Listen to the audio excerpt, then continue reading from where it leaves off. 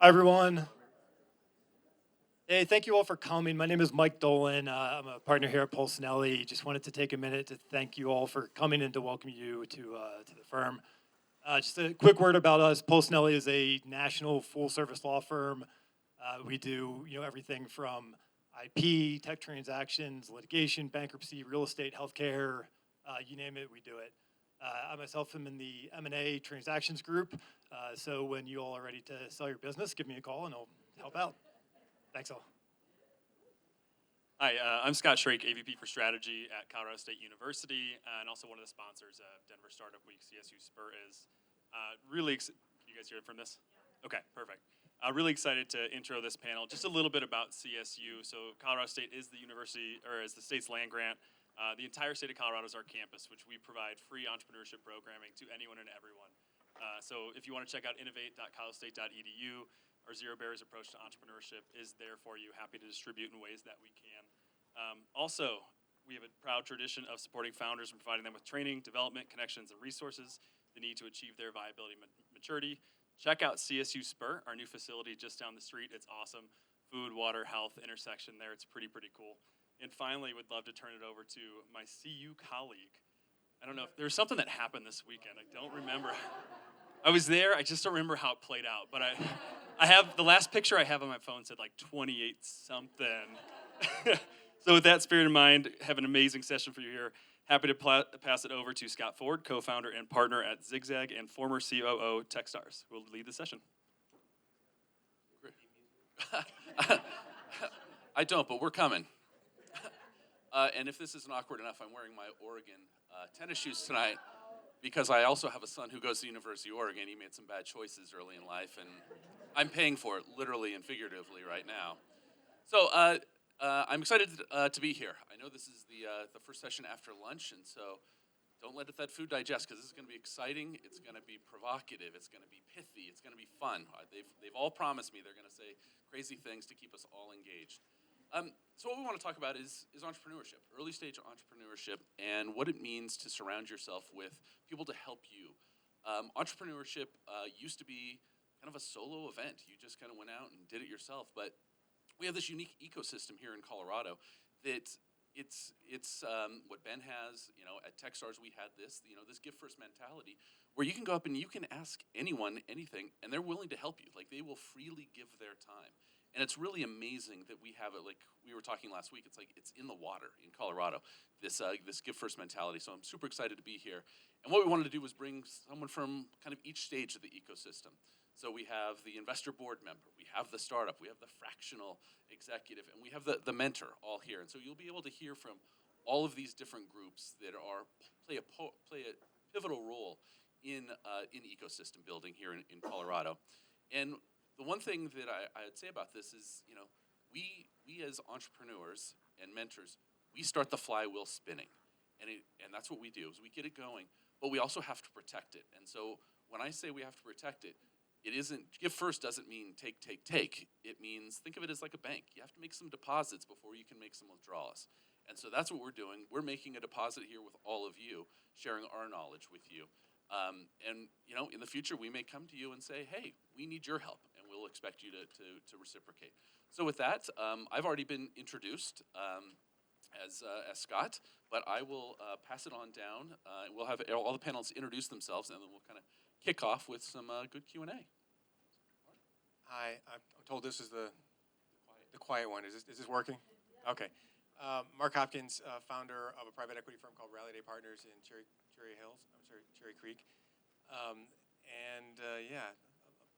Most of us there are founders. So we were kind of by founders, for founders, private equity investment group. You'll hear more about it later, but that's who I am.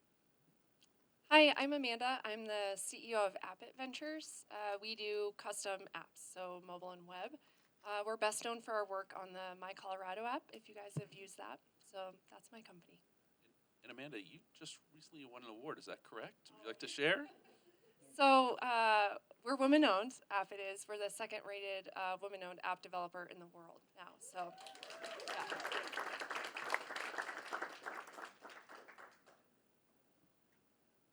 yeah. Scott Russell. I'm a longtime chief marketing officer, lots of different companies, 500,000 to 18 billion, and I am a fractional CMO now. That is my business, so that's what I'll chat about today. Good afternoon. I'm Sue Stash, and I'm a serial entrepreneur, former corporate exec turned investor. And I'm Amanda's biggest fan, so we're going to figure out how to get her to number one. We have to visit Romania. Well, terrific. So what I want to do is, Amanda, you're the center of all of this. You are the reason why we're all up here, why these people are in this room. So why don't you talk to us about, you've been on this journey for quite a while, 6 years. Tell us, how did you know that you needed to go find someone else to help you? So I would say for me, one of my traits has always been curiosity. I've had that since I was a kid, and I think that's like a baseline trait as an entrepreneur. So I never really felt weird about saying, oh, I don't know this, or I have to go figure out this thing on my own. I was always just more inclined to ask somebody that had been down my path or that I trusted. I was a bookworm. Like I used my teachers a lot when I was in school, and I think I just carried that behavior into entrepreneurship. And so I think I always had that trait, but I might be stealing your question, Scott. So I think you guys, honestly, the one-pagers that are on your chair, that was my path. So I got picked up by the Denver Scale-Up Network when AppIt was, I think, just over 1 million. So maybe, I don't know, somewhere around 1 million, pretty close one way or the other. And I really got involved in Densun, built up those relationships, got to know the people that came in and taught the sessions, built up relationships with the other people that were going through Densun. And then I joined CTLF just after that, so the Colorado Thought Leaders Forum. And that's what carried me from that 1 million mark to the 5 million mark where I qualified to work with Ben. And I think that just the through line of my story is that I was constantly building relationships and asking for advice. Even if I wasn't yet qualified to work with Ben, I got to know Kay early on and really just asked as many questions as I could. Terrific. So those are some groups you've worked with Ben, with Scale. Any other local resources or any other tools out there that this group could use? Yeah, so the Office of Economic Development, so DIDO or OEdit, and actually even still, they're a huge advocate for AppIt. So they help pair you with funding resources or loan resources or advisors or other groups that you can get a part of. So I would say that combo. So, and actually Densun is run by DIDO. So, Densun, CTLF, DIDO, Ben, all of those acronyms I'd tap into, certainly. Okay, fantastic. Just a couple other, Colorado startups.org is a great one. They have this great ecosystem map, and it's broken down by different stages. So you can say, I'm a startup, I'm growth stage, whatever. It gives you law firms, it gives you accountant firms, it gives you mentors, it gives you accelerator programs. And it's broken down geography as well. So that's a great resource. Selfishly, I'll point out my company, Zigzag. GoZigzag.com is a AI-driven platform that helps you build a lean canvas and your entire business validation process in about 2 minutes, so feel free to use that as well. So moving on to Sue.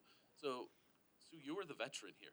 This, I was shocked, 14 years, not 14 years, 14 times you've been part of a startup's journey.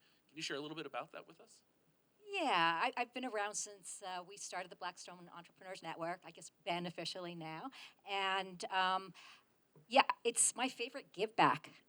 I've had the opportunity to work with just amazing founders, smart, fun people doing cool stuff. So unless they decide to kick me out, I think I'm going to stick around. Perfect. Now you're unique in that you are a mentor for Amanda. So tell us how that happened. How did she? Well, maybe she can answer how she selected you. But how did you know this was the right fit for you as a mentor to be able to help her? Well, we mentor each other. I think that always, it starts in one direction and it very quickly kind of turns on you, and I think the value you extract goes in both directions.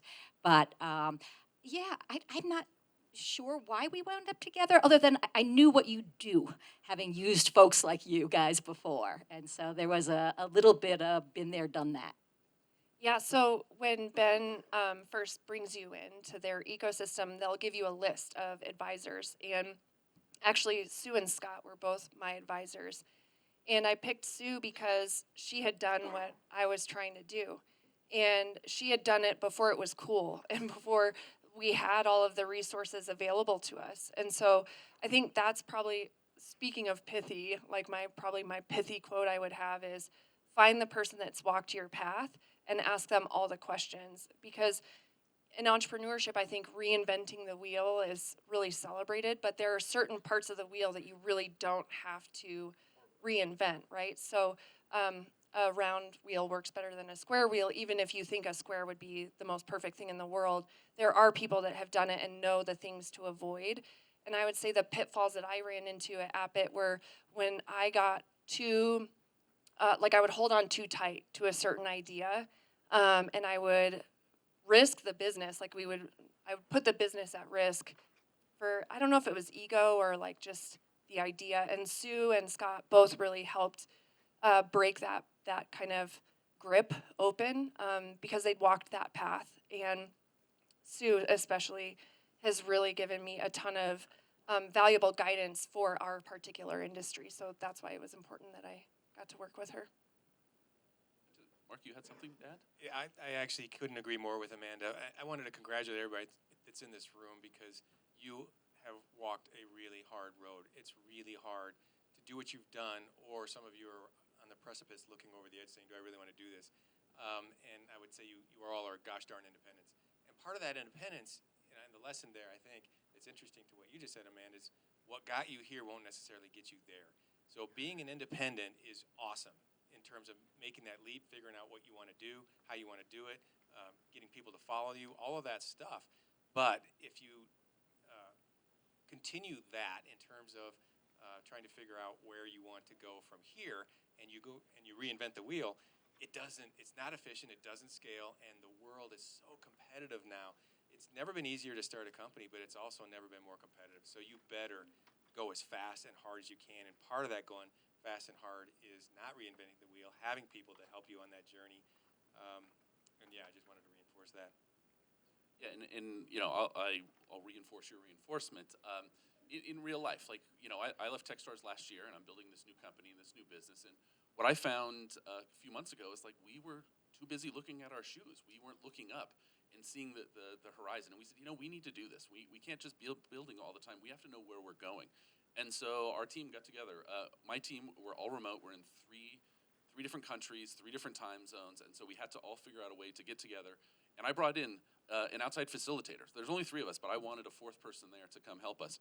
Coincidentally, the former COO of Techstars. So the 2 Techstars COOs all get together to have this meeting because you can't do it alone. Like, sometimes you can't see the forest for the trees. And so that's a really important thing to know is, like, you're not alone, especially in the Colorado ecosystem. People are here. They're willing to help you. Take advantage of that for sure. So kind of moving on next to Scott, we want to talk about kind of the role of the fractional person and how you see yourself integrating into a startup's journey. When's the appropriate time? What do you look for? What should they be looking for as they look to scale their business? Yeah, this one's tricky because to me, what I've found so far where CEOs and founders have been successful with fractionals, specifically in the go-to-market space. So put finance, accounting, HR aside because I don't actually work in that side of it. But in the go-to-market side of the house is that there's real clarity around, I know what business problem I have. I'm not sure yet how to solve it, but it is a priority and it's important for us to go to the next level. So I have also seen this happen a number of times where that kind of decision-making or going through that decision tree has not happened. They go, well, I need marketing.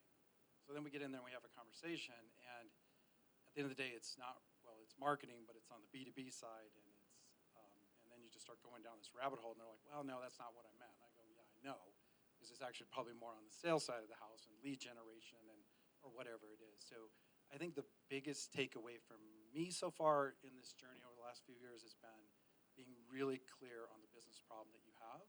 And if you're not clear what it is, get that advisor group around you before you go hire a fractional to help you push and pull on it to figure out, is this really the most important thing? And if so, is it a sales issue, marketing issue, go to market overall, etc. So you were also on Amanda's advisory team. So how did you two get connected? Was it through Ben or was it some other way? Yeah, kind of similar to Sue. I've had the pleasure through Kay's organization with Alicia and Kelly and the team to join a number of different sessions. And so I think the thing I love about Amanda is her passion. And I would tell you there's nobody I've met who's more focused on learn. She's always learning. And so I think she ended up inviting me into, with Sue, into this next step in that relationship. And so we've been able to go deep in brand and positioning and how do we think about what is that promise that you're making to your customers out in the market, and how does your service delivery model then fulfill or overachieve on that promise? So as an operator myself, I'm very tactical. I don't want to just be a talking head up here. I want to give you practical advice. So one thing, where would you find Fractional? What's the best place to go find Fractional people? You know, we have Ben and Den, and there's organizations like, but are there other places people could look to find Fractional resources? And should it be a local resource or should it be a remote? Doesn't matter. Wow, that's a lot. So I'm really biased towards Ben, and so I find, because Kay brings me in or creates leads for me, so I love that environment. I think trust is a huge issue here as well. I will tell you that not all marketing people are created equal. It's not a skill that they're not good at. It's just that there's people that are great at content. There's great at lead generation. There's people who are great at the tech stack. You just kind of go through the entire. Very few people can actually go deep enough across all of it. B2B is different than B2C. So you kind of go through that whole thing. So what I have found is usually it's a network where you're connecting people through. So Ben's a great example of that. Outside of that, it's just from people like me networking with people like Amanda and the like. I think LinkedIn, I've actually been found nationwide through LinkedIn, interestingly enough. And then usually coming through private equities. MySpace is private equity, but that's where I typically come from. Any guidance on whether you should hire locally or remotely? Does it matter? So you're running your business, you care about it, you better get the best talent you can.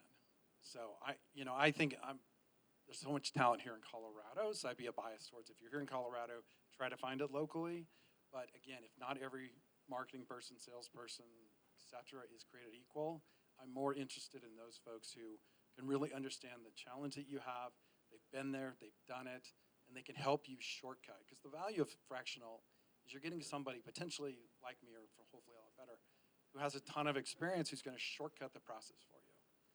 Otherwise, go hire a marketing director if you need marketing and go full time on it. But you hire people like me because we're going to make the business go faster and then save you from a lot of pain because we've actually already experienced it.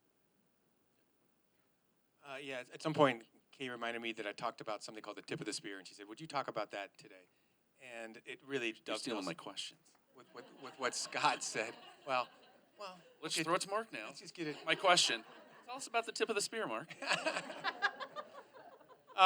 The tip of the spear has to do with everybody in this room is the tip of the spear for your own organization. That's no surprise to you. The buck stops with you. All issues that are any significant size are going to end up with you.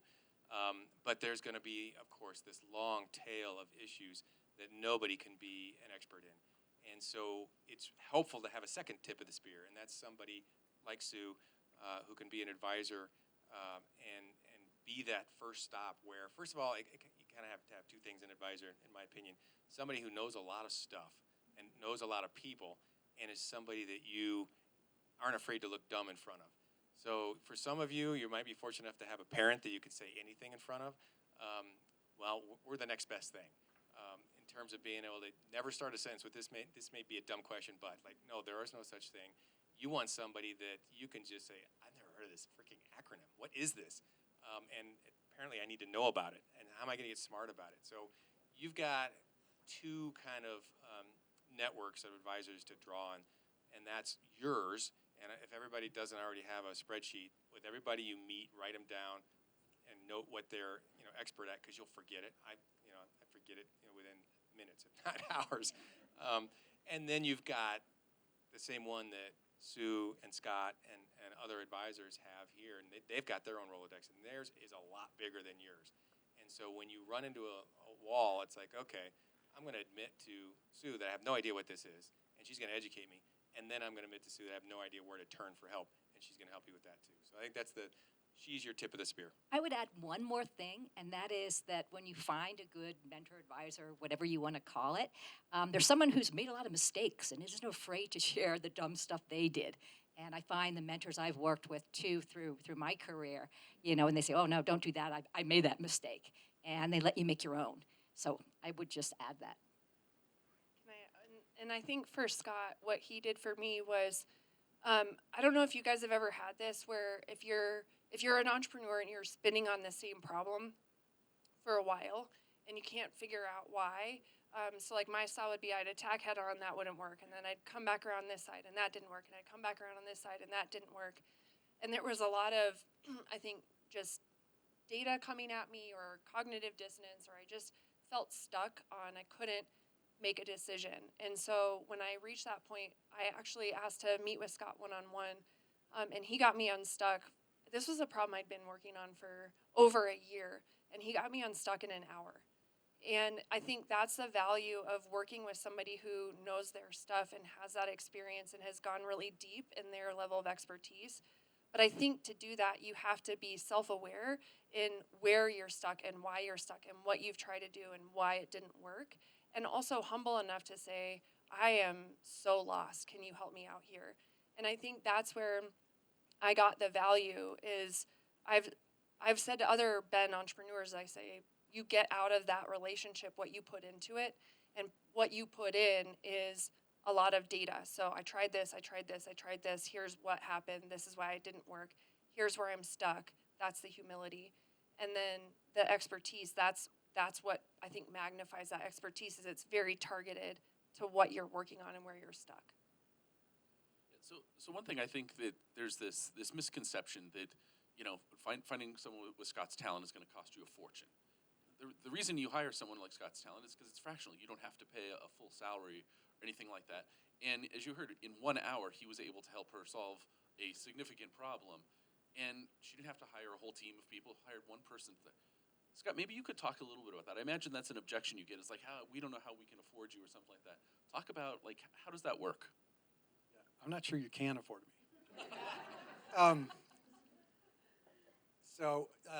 In my world, I think buyer beware, right? Be careful what you pay for, right? So if you're looking for somebody to do free work for you, you know what you're going to get. Now, of course, 1 hour sessions with helping people, that free is no big deal on that front. Just to give you a little insight, though, I would tell you that you're going to spend about $250 an hour for somebody who's kind of down the middle of the road. Anything below that, you're going to make some significant trade-offs. Above that, you might be overpaying, unless it's me. And then a lot of folks work on project basis versus on the hourly side. And so, I'm not sure, Scott, if that's the way you want me to answer it, but just to give, I think you have to deal with real numbers a lot, right? So, it's going to be somewhere. I only work on project basis, and it'll be $15,000 to $25,000 a month, which seems like a lot, but when you really think about if I can save you hundreds of thousands of dollars in pain, it's relatively small investment. So, that's part of also too about. You got to make a decision on, are you really ready to bring somebody like me in, or can you actually just solve it yourself for a while? And to Mark's earlier point, things are so competitive now that you really don't have time to screw around. And so I think early in a business, when you're budgeting and making those choices on trade-offs, you have to figure out what's going to get you from point A to point B in the quickest way possible. And it is worth that, in my opinion, because what are you missing? Like, what's the opportunity cost you're leaving on the table in terms of growth or wasted time? Because it is so competitive, you really don't have the time to make bad decisions. And time is your most valuable asset. And I know sometimes you think, oh, it's money, but your time, where you spend it, makes or breaks you. I just, and as an example, I also consult in the startup land, and it took me 10 minutes to get a meeting at Airbus Ventures for one of my clients. He invested 5 minutes, I invested 10 minutes. That would have been something, they're doing a $30 million raise that would have taken him forever if he had gotten there. So that was a good investment for a short period of time. I think the one thing I'll add to that is there are a lot of people who do this kind of work out there, but tap into your network. Make sure that you're getting the right person that you need. Get good recommendations. Like I always advocate, ask your mentors, ask people in your network, ask for recommendations, because that's where you're going to get the best referrals for people you want to work with. So Mark, I have a question for you. You shared a story that's kind of personal about your daughter being a startup founder. Why don't you share that with the group, if you would? I think we were doing a little prep session for this, and I said, well, first of all, we got to remember that the people in this room have gone along or traversed a really, really tough road. And I'm reminded of it because with most of these things, we're all founders, but the pain of being a founder goes away eventually, as all pain does. And you forget how freaking hard it was. And my daughter right now is 2 years into a startup. She's got a 5-person team. They get paid, she doesn't. She just had a baby 8 weeks ago. And it's like, how are you possibly doing this? I mean, and she has got to be the most productive person I think I've known outside of my wife, and that's where she gets it. But yeah, it's just so hard. And I take my hat off to anybody who's done it, or doing it, or considering doing it. And that was the story that I shared with you guys. Terrific. And I echo that. As someone who's back in the founder chair, it's really hard. I'd forgotten about that. My wife and kids are like, "Why are you working on Sunday again?" I'm like, "I know, it's crazy," but that's what you do. Entrepreneurs, work when they need to get things done. So, I'd like to open this up to any of you. What are the characteristics when you think of good mentors? What are the characteristics of a good mentor? Absolutely. So I would say find that person that is, at least for me, I've picked 5 to 10 years further down the path than I'm on right now. And does that person have the life that I want? So I would never choose to be mentored by somebody that thought that just having a lot of money was the key to success, right? Like I want to be mentored by people that are happily married, that have a hobby, that have a nice life, that are giving back to their community, that understand, fulfillment and satisfaction and leaving a trail of positive impact. For me, money's not enough. That's not the thing that I'm like, oh, I'm going to get up and earn a buck today or whatever. And so the reason why that matters to me is because the lens through which I'm getting that advice matters very much to me. So, for example, I would never take business advice from somebody who, didn't have like a good relationship with their spouse or their kids, because I wouldn't take that. That advice would be like, oh, forget the family, just push, push, push, push, push, and that would be advice that would be detrimental to me overall. And so, these two are. I mean, you guys are. I'm gonna stop because I'll get emotional, but they are absolutely worthy to be followed.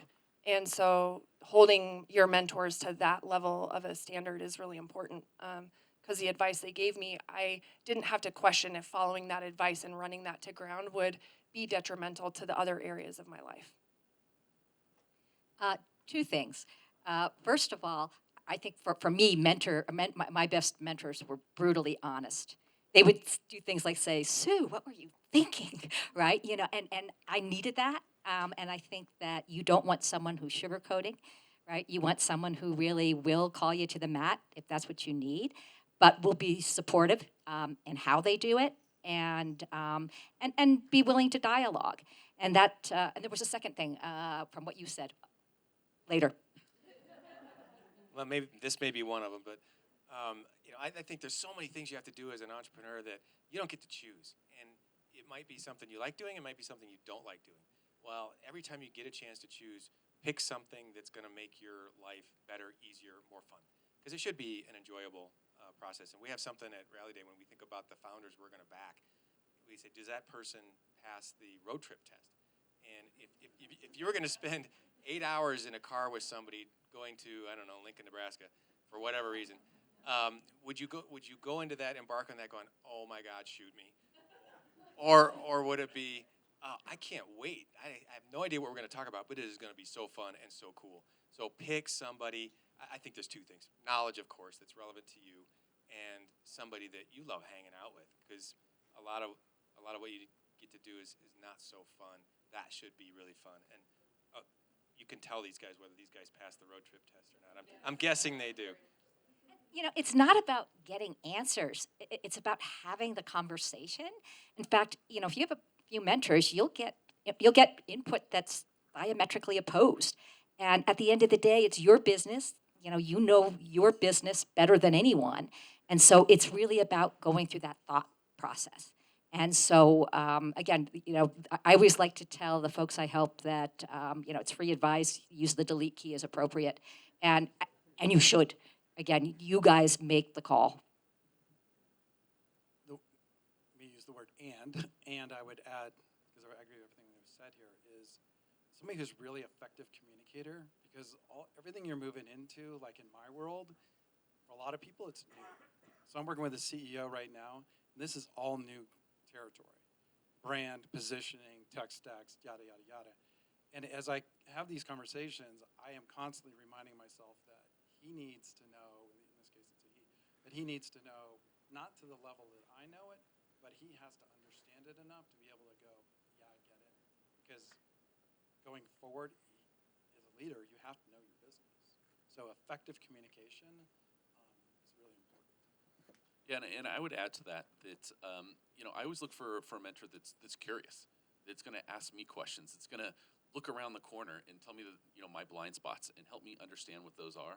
I think being I want to say brutally honest, but you want to be honest with kindness, and be able to have those tough conversations because those are super tough. And this is the entrepreneur's baby. I had a conversation last week. It was super tough. We've been having this conversation for the last couple of weeks, but I had a founder who just ran out of money, ran out of time, ran out of money, and we had to have a very rough conversation about it's time to shut your business down. That doesn't mean that you can't come back better, faster, stronger in the future, but for right now, it's time to hit the pause button, and you need to to shut it down. That was a super tough conversation, but at the end of the day, I got off the phone, and I felt kind of like crap. I felt I had done my job. And an hour later, I got an email. She said, "I can't thank you enough for having that conversation. It's something I knew we were going down that path, but you put it out there. You were clear. I get it. I understand. It's the right decision. So thank you." And I was touched. Like I did not expect that, but it was nice to be able to have her recognize that what I was doing was out of love, out of kindness. I was telling her, "This is the best thing. You're going down the wrong path, and you're just going to continue losing money. Just pause it and figure out a different approach, a different way." So along those lines, I know Ben companies all work a little bit differently, and I'm not sure exactly what the Den's, but how much time should you be spending with a mentor? Is it an hour? Is it a weekly thing, a monthly thing, quarterly? I'd like to get all of your perspective on how much time you think is the right amount of time to be spending with a mentor. So when we were active in Ben, I knew I wanted to get as much out of that as possible because I recognized it was a really unique opportunity. And so what I would do is that we would have a monthly session. I would take that advice. I would go implement it, gather data, come back, and then present on how I did. And then we'd pick it apart even further. And then what I would do is kind of divide and conquer each of my mentors. I had 4. And so I really spent a lot of time one-on-one because I got a lot of value out of those sessions. And so I dedicated an hour a month, like in active meeting time, but I loved that cadence because like the rest of my month, I was gathering data and thinking about, okay, this is what I'm working on this month. And I progressed in my business much more quickly than had I not done that. And so I don't necessarily think there's like a prescription of, do it once a week or do it once a month. But I think it's the value is when you're using that time in between and thinking about, okay, this is this meeting's agenda.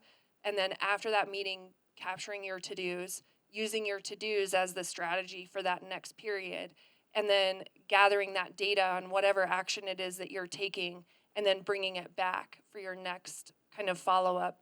And that's where I saw just massive progress in a short period of time.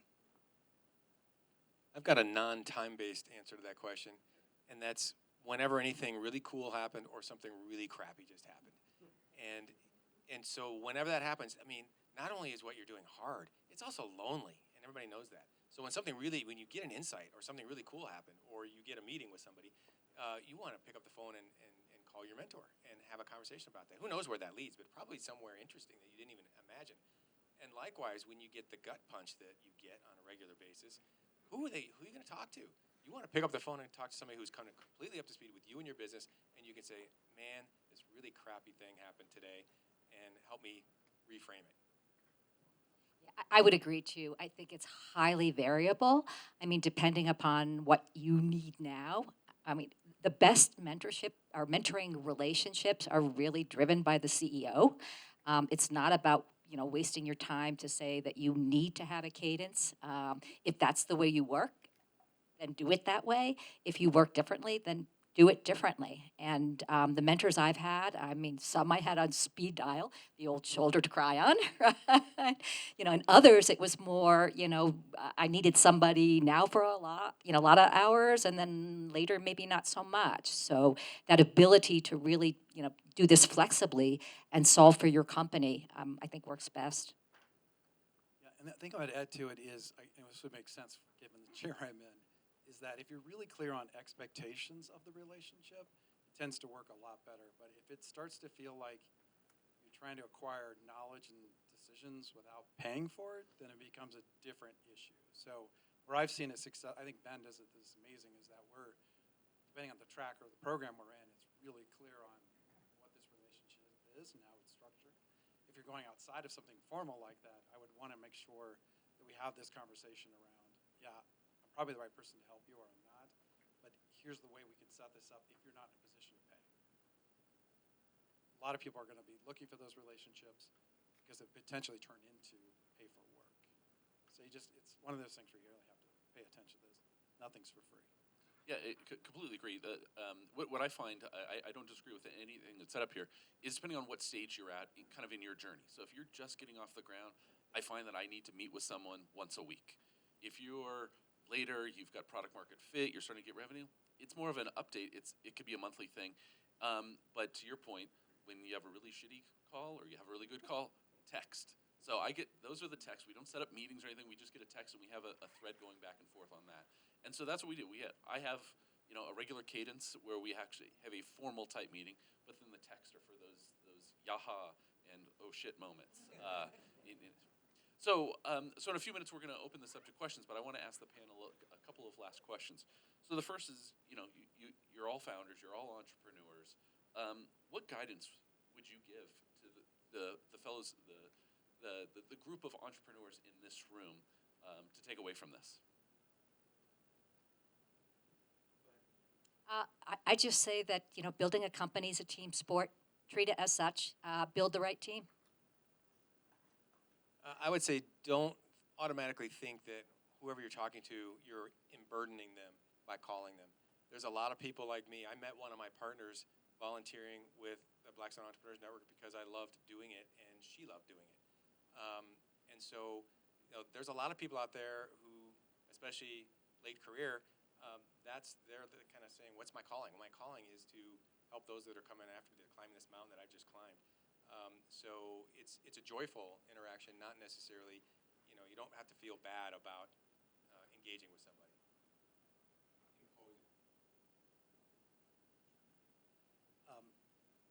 I would say be really clear on the why that you're in the business. I've had a number of conversations with CEOs who see this as a path to flip and make a bunch of money, and who doesn't want that, right?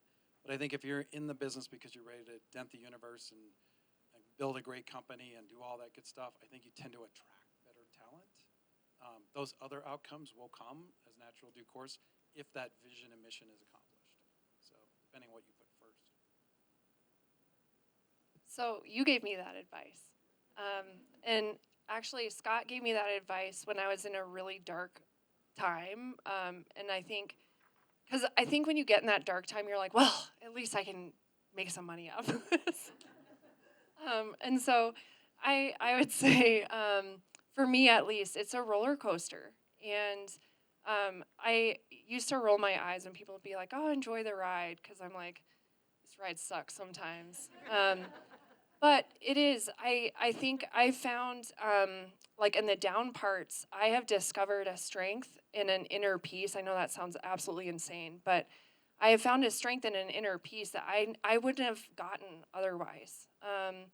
Like when you're at rock bottom, you really discover not only your strength, but like what you think is rock bottom, you can actually dig a little bit deeper. And there's so much confidence that comes from that.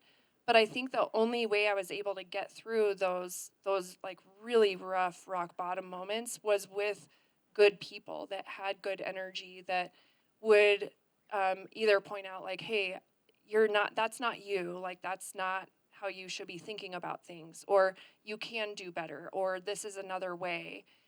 So, and then when the peaks come, you don't get so, like, I guess, arrogantly tied to your own ability. You really do start to respect the peaks and valleys, and there are lessons in both. And so I think that would be my biggest takeaway from this is that there are lessons to be learned on both, and don't get too attached to one phase or the other. And that is the value of proper mentorship is they'll pull you back from the edge and they'll re-energize you after you've been kind of out in the wilderness outside of your comfort zone, because that is really hard. But it is absolutely worthwhile, even when you're like, what am I doing? It is fully worthwhile, I promise. So for me personally, what I would say, it's really about focus. So as an entrepreneur, you're trying to figure out how you're going to build this business, how you're going to generate revenue, how you're going to find product market fit. And so you try to do a lot of things, which is great. When you first start, you have to try a lot of things to figure out where you're going. But then you really have to focus. I think one of the struggles I see most entrepreneurs is they lose that focus and they keep focusing on every shiny thing. Well, I could make 50 cents here and I could make $1 here and stuff. But what's it going to do strategically? Where do you want to go? If you're making 50 cents over here, is that really going to help you get to where you want to be? So I would say focus, focus, focus is probably the number one thing. The number one piece of advice I give to entrepreneurs all the time is figure out what you want to do, be strategic, and then focus on that. And this was kind of brought home to me earlier this year. I read a book called Essentialism by Greg McKeown, which was great. And I read it and I'm like, man, I thought I was focused. I could learn a lot. And the appendix in the back is kind of like a nice summary, so I can just go back and read that. And I don't have to read the whole book again, and it just is a nice refresher. So I love that. Along with that, what's the best piece of advice that you ever received as a founder? I'd be happy to start with that. A mentor turned board member told me, and I quote, "If it looks like shit and it smells like shit, it probably is shit." And we walked from a $5 million investment because it was the right thing to do. And so it was great advice.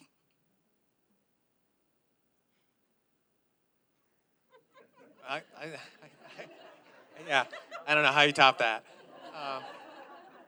I think some of you, how many in here are kind of struggling with pulling the trigger, have not already taken the leap? Anybody, or is everybody already in it? Okay. Well, this advice is for you. I was having a hard time. I was very well employed at a Fortune 100 company, thinking, okay, how do you leave this? And actually, it was my dad who didn't know anything about my business. I'm an engineer; he's not. That finally just said, this opportunity you're talking about, it's not a great opportunity, but it's an opportunity. Jump. And that opportunity ended up leading to something that I couldn't have foreseen, and that led to something I couldn't have foreseen, and it just kept going. But there had to be a beginning. And the best advice I got was from my dad saying, just do it. So I got great advice from Scott at one of our one-on-ones at lunch. I was struggling with bringing another team member along with my vision, and he had said that I needed to remember that most times I'm 2 steps ahead of my team, and I can't just assume that they know everything that's going on in my mind. And so respecting not only that as the tip of the spear that I know more about the business since it is my business, but to be patient and explain in the way that they can best understand that, like, why I'm going where I'm going. And that came from the fact that I do read a lot of books, and so I had a couple book recommendations because I can't help myself. If you guys have heard of $100 Million Leads by Alex Hormozy, I would really recommend that if you're on like the revenue driving side or if that's what you're focused on. The 5 a.m. Club changed my life. That's like just a general leadership book. And the 15 Commitments of Conscious Leadership also really changed my life. So those are kind of the three that were on mine. And I was reading Think and Grow Rich, I think, when we were, but if you guys are entrepreneurs, I'm sure you guys have all read that book anyways, but another classic, I guess. Scott, any advice? Yeah, I think Sue actually said it earlier. It's a team sport. And part of being a team sport, the thing I'd add to that, where I've heard consistently, is it's the quality of people you surround yourself with. To your point, just jump in and do it like that. My version of that is don't let perfection become the enemy of the good. There's so many founders that want it just right. I had a conversation with my partners this morning, and they're like, let's do this, and like we can do it in 3 weeks. I'm like, why can't we do it today? Well, I'm like, why can't we do it today? Okay, I guess we can do it today. Let's do it. It was about getting customer advice or getting customer feedback, which is critically important at this stage. So definitely do that. But the one thing, it's kind of embarrassing. I shouldn't say these things out loud. But the one thing I say is hope is not a strategy. You can hope and wish all you want, but you have to have an actual strategy. And I say this so much that I think it was my birthday this year. My wife hand-stitched a pillow that says, hope is not a strategy. And then, at football games, they hold up a sign, John 3:16. Well, my birthday is March 17th, 3:17. So it says Scott 3:17. And so if you're ever on a Zoom call, that little pillow is behind me in a chair, and you'll see, hope is not a strategy. So there's my pithy comment. So with that, I'd like to open it up to questions. You've got a great panel up here. You've got all sides of the ecosystem. We'll come around with a microphone. But yeah, any questions? Hi. Where do you guys go to find community?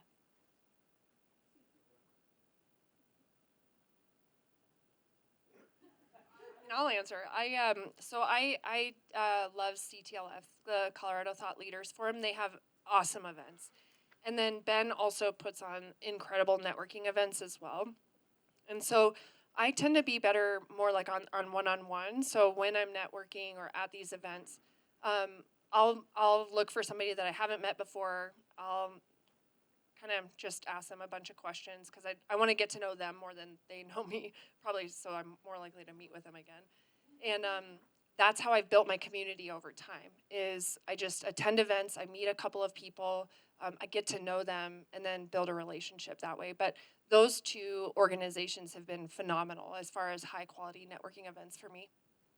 I'll try to be quick so we can get through a lot of questions, but I think I joined a lot of communities after my business was at a certain stage when it was kind of self-sustaining. In the beginning, I had no time for community. My community was everybody that I was working with, period, and my family. So to your point, you can't leave your family behind, and you got to invest in your business community, and that was all I had time for. And the yoga studio works too. One thing that I do, I live up in Boulder, and so there's Sweater Ventures. They have Founders Central, and so I think it's once a month on Thursday they have like an open working day, so you can go in, so you get to meet other entrepreneurs and founders and things there. Is a good way. They also do some hikes and things, so you can go on a founder hike, and so you never know what conversations you're going to end up on those. So those are also kind of nice things that get you out of the house and get you active, but in kind of a community of people kind of at your stage.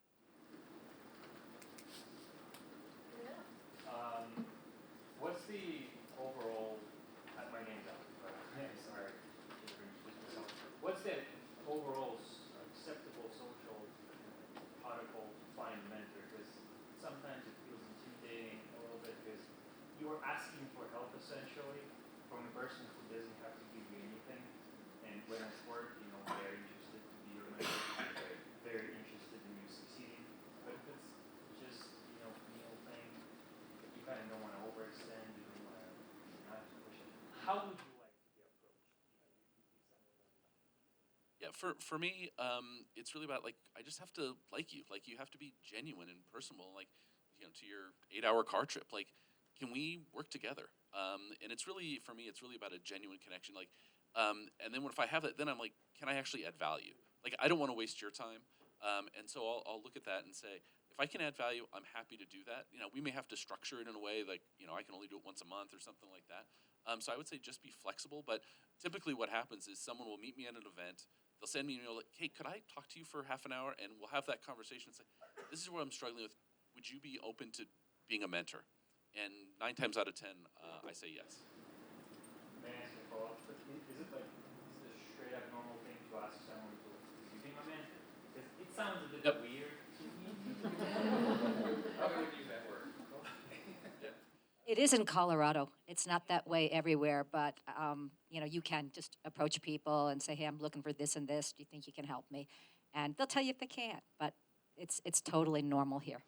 And what's the mentor's motivation behind the overall spreading the goodwill and helping someone out? I mean, this is the thing. So at Techstars, we had 10,000 mentors in our network. So if I ever had a problem, it was easy to raise their hand.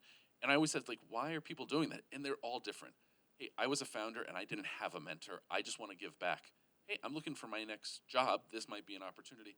I'm looking for deal flow. I might be an investor. I want to invest in you. So there's all different motivations that people have for being mentors.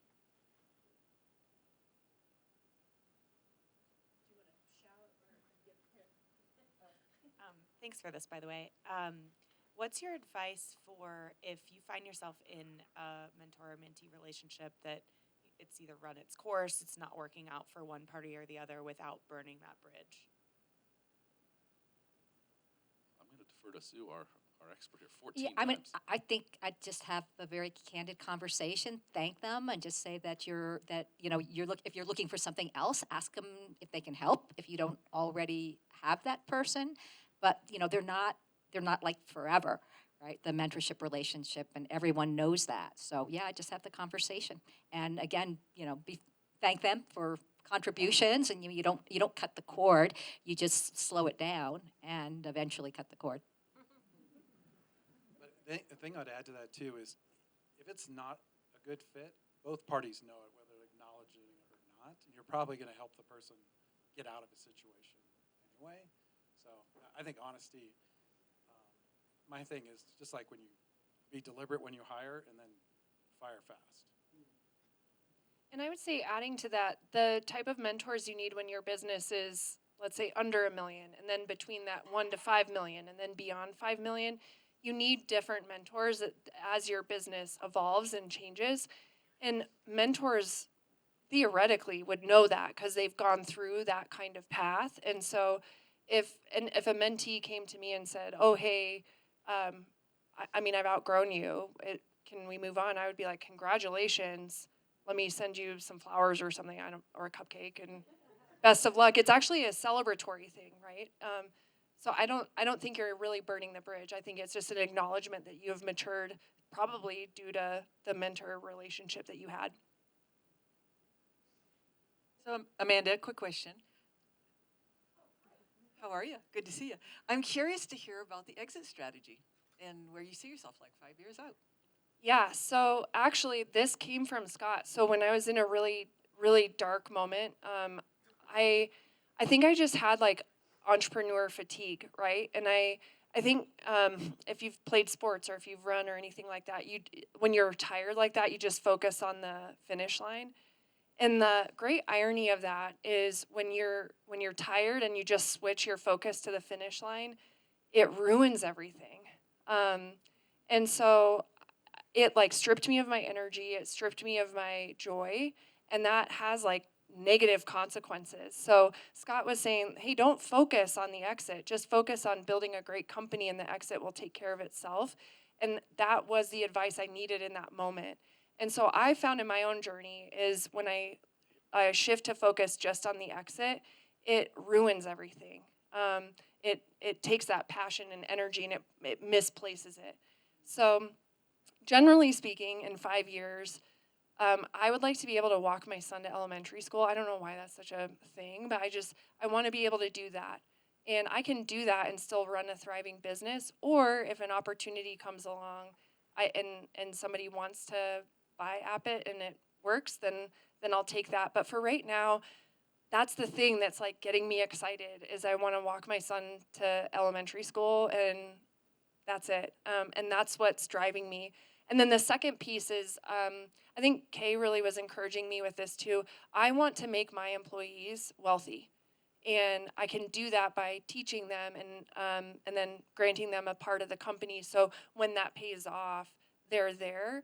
But it's almost like this entrepreneurial journey is preparing them for that financial success. Like it's burning away the jagged parts of our ego. And when that comes, it'll be great. But if it's, 6 years, 7 years down the line, I'm not going to take that as a failure. Does that help? Okay. In the green? You have a question? Oh, me I too. can be pretty loud. I was just trying to draw attention. It's okay, thanks. So, you guys are all in different situations, so I'd be interested in the answer to the question is for each of you, but when you're talking to a mentee or a company that you're working with, or maybe making these own internal decisions, when do you go from, we either have to build capacity inside to do this, to actually, we do need a fractional person? So I think I used my mentor relationship to really get specific on what I needed. And then that's when I would have the confidence to hire fractional versus a full-time. Now, the question is hiring somebody like Scott, even on a fractional, he can get more done in an hour than like an entry level, even a mid-level employee in 6 months. And so I think getting really clear on the speed, like specifically what you need and the speed in which you need it and how much you're willing to invest in the short term. Because hiring a full-time employee, you can spread that cost out a little bit more. I think that's kind of, you're balancing, I think, probably 3 different things. What is the problem? How quickly do you need it? And what's your budget? That's how I would do it. And it's things too, like where maybe you need a junior person. Like I often had bookkeepers, but then would have a fractional CFO, sort of the adult supervision, because I didn't need, I would never hire a CFO because I couldn't have afforded one. So that was the better way to go. It was the same thing with law firms, and I know there are a couple of people here.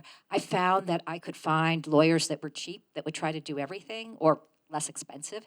But I found that some of the bigger firms where you had someone super pricey, but that they had the whole range. So the doers weren't the really expensive person, but when you needed the really expensive person, they were there. And all in all, it wound up being cheaper. From an investor standpoint, we have a long list of people that can help us out in situations. And I think back to the concept I think we all have that speed is more important than just about anything. Whether it's cheaper or not, I wouldn't think of fractional from a money standpoint. I would think of it from a speed standpoint. And even if I want to hire somebody permanently, I know I can get guys like Scott are really good at knowing I'm going to bridge this gap for you. And I might even help you hire somebody, but I'll certainly bring them up to speed when they get there. And that's just a really good solution. Yeah, if you can bring down your time to revenue, it's kind of worth it. I think we probably only have time for one question. You in the green in the back, you've patiently raised your hand several times. We're not ignoring you. Yeah, no. Thank you all for your time and for sharing. I wanted to ask, Mark, you mentioned about being 8 hours in the car, and how do you balance that and the comfort that comes with people that you sort of connect with easily with the need to also diversify where money goes and maybe also diversity of thought in your mentorship or what have you, right? Like sometimes you need that person who's gonna call you out and they may have a totally different experience than you, so it's harder to get to that point of comfort. So how do y'all balance that? Yeah, I think the diversity of thought thing is really different than the, do I like hanging out with this person? Because I think if you're going to be successful at anything you're doing, you've got to be able to listen to valuable insight wherever it comes from. But I would go back to something that you said, Scott, in terms of, be direct but be nice. If somebody is going to be blunt and a jerk, they might be insightful, but I just can't take it. But we have that conversation in our company all the time about we like this founder, we like what he's done. Maybe I'm not the right person to hang out with them, so maybe somebody else on the team is. And if we go down the line and nobody thinks they're a good fit for that person, we will say no. So I think life is too short to say yes to something that you don't think is a good fit, and you'll know it when you see it. All right, well, fantastic. Thank you all for spending time with us here today. And thank you all, panel, for your great insight along the way.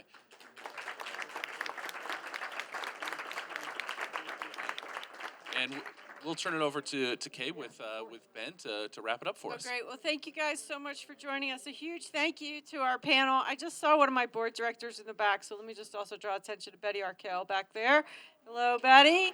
I just noticed her. Thank you guys so much. Huge thank you to my panel for joining us today. We could never do what we do in Colorado without folks like this that lean in each and every day. Congratulations to all the founders in the room. Please feel free to take the one-pager. We're easy to find, either Ben Colorado or Dido with the Scale Up Network. Thank you, guys.